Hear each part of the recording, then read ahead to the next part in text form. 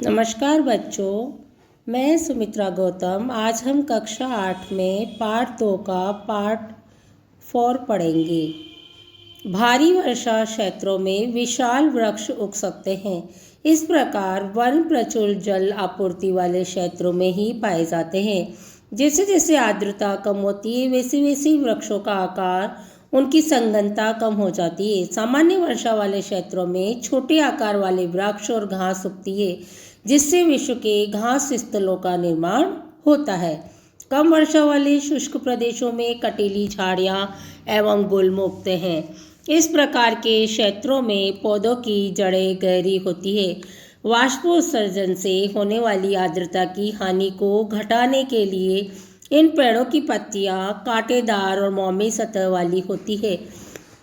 शीत ध्रुवीय प्रदेशों की टुंड्रा प्रदेश में मांस और लाइकेन सम्मिलित है। पिछली 2 शताब्दियों में विश्व में जितने लोग थे इस समय उनसे कई अधिक लोग बढ़ती ही हैं। बढ़ती जनसंख्या के पोषण के लिए फसलों को उगाने के लिए वनों के विशाल क्षेत्रों से वृक्ष काट दिए गए हैं।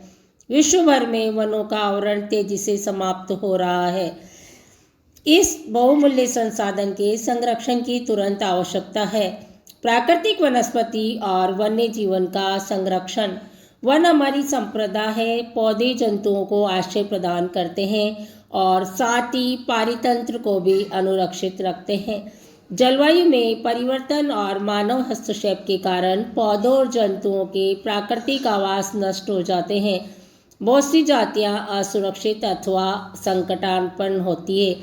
कुछ लुप्त होने के कगार पर है। वन उन्मूलन, मृदा अपरदन, निर्माण कार्य, दावानल और भूस्खलन में से कुछ मानव प्राकृतिक कारक हैं, जो मिलकर इन महत्वपूर्ण प्राकृतिक संसाधनों के लुप्त होने की प्रक्रिया को बढ़ावा देते हैं। आज की मुख्य चिंताओं में से एक अनाधिकार शिकार करने की संख्या का बढ़ना है, जिससे कुछ खास प्रजातियों की संख्या में तेजी से कमी आ रही है। पशु खाल, चमड़ा, नाखून, दांत और पंखों के साथ साथ सींगों के एकत्रीकरण और गैरकानूनी व्यापार के लिए जंतुओं का अनाधिकार शिकार किया गया है। इनमें से कुछ जंतु चीता, शेर, हाथी, ब्लैक बक, मगरमच्छ, दरियाई घोड़ा, हिम तेंदुआ, शुतुरमुर्ग और मोर है। इनका संरक्षण जागरूकता बढ़ाकर किया जा सकता है। राष्ट्रीय उद्यान, वन्य जीव अभयारण्य, जैवमंडल निश्चय हमारी प्राकृतिक वनस्पति और वन्य जीवन को सुरक्षित रखने के लिए बनाए जाते हैं। सक्रिय घाटियों, झीलों और आर्द्र भूमि का संरक्षक मूल्यवान संसाधन नष्ट होने से बचाने के लिए आवश्यक है। अब आगे देखिए बच्चों,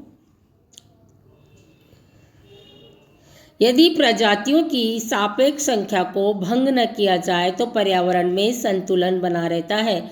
विश्व के अनेक भागों में मनुष्य ने अपने क्रियाकलापों से अनेक प्रजातियों के प्राकृतिक आवासों में उथल पुथल कर दी है। अनेक पक्षियों और जीव जंतुओं के अंधाधुंध शिकार के कारण जो वे विलुप्त हो गए हैं या विलुप्त होने के कगार पर है, प्रादेशिक और सामुदायिक स्तर पर जागरूकता कार्यक्रमों जैसे सामाजिक वानिकी, वन महोत्सव को प्रोत्साहित करना चाहिए। स्कूल के बच्चों को पक्षी देखने, प्राकृतिक कैंपों में जाने के लिए प्रोत्साहित करना चाहिए, ताकि वे विविध जातियों के निवास का अवलोकन कर सके। बहुत से देश पक्षियों और पशुओं को मारने, उनके व्यापार करने के विरुद्ध है। बच्चों, बहुत से देशों में क्या है, पक्षियों को मारने पर रोक लगाई गई है, पशुओं को मारने पर रोक लगाई गई है और उनका व्यापार करने में भी विरुद्ध है। भारत में शेरों, चीतों, हिरणों, भारतीय सारंग और मोर को मारना अवैध है। बच्चों, भारत हमारा देश है। हमारे देश में शेर है, चीता है, हिरण है, सारंग है, मोर है, इनको नहीं मार सकते हैं। सरकार ने रोक लगा रखी है। एक अंतर्राष्ट्रीय परिपाटी CITES, इसकी फुल फॉर्म है द कन्वेंशन और international trade in endangered species of wild fauna and flora की स्थापना की गई, जिसने प्राणियों और पक्षियों की अनेक जातियों की सूची तैयार की है। इस सूची में दिए गए सभी पक्षियों प्राणियों के व्यापार करने पर प्रतिबंध लगाया जाता है।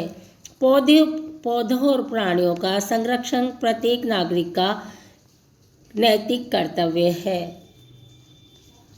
बच्चों, क्या आप जानते हैं कि CITES में सरकारों के बीच एक अंतर्राष्ट्रीय समझौता हुआ है। इसका उद्देश्य यह सुनिश्चित करना है कि वन्य प्राणी एवं पौधों के नमूनों के अंतर्राष्ट्रीय व्यापार से उनके जीवन को कोई खतरा नहीं है। मोटे तौर पर पशुओं की 5000 जातियां और पौधों की 28,000 जातियां रक्षित की गई है। भालू, डॉल्फिन, केकड़स, प्रवाल, आर्किड और एलो कुछ उदाहरण है। ये आपका जो पाठ 2 है बच्चों, ये यहीं पर समाप्त होता है। आपको इस पाठ के प्रश्न उत्तर गृह कार्य की कॉपी में कर विद्यालय में चेक करवाने हैं, जांच करवाना है तथा आपको बच्चों इसमें क्रियाकलाप भी लिखने हैं। जैसे इसमें ये सारणी दी गई है, तो इस सारणी में आपको करना है कि जैसे भूमि उपयोग प्रतिरूप के परिवर्तन के लिए उत्तरदायी कुछ कारणों की चर्चा कीजिए। पिछले कुछ वर्षों में क्या आपके स्थान पर भूमि उपयोग प्रतिरूप में कोई परिवर्तन हुआ है? अपने माता पिता और बड़ों से पता लगाना है। निम्नलिखित प्रश्नों के उत्तर एक साक्षात्कार ले सकते हैं। तो इसमें जो जो प्रश्न दे रखे हैं वो बड़ों की राय से, आपके घर पे बड़ों से पूछ करके और उनमें जो परिवर्तन हुए हैं उस हिसाब से सारणी को बनाना है। धन्यवाद बच्चों।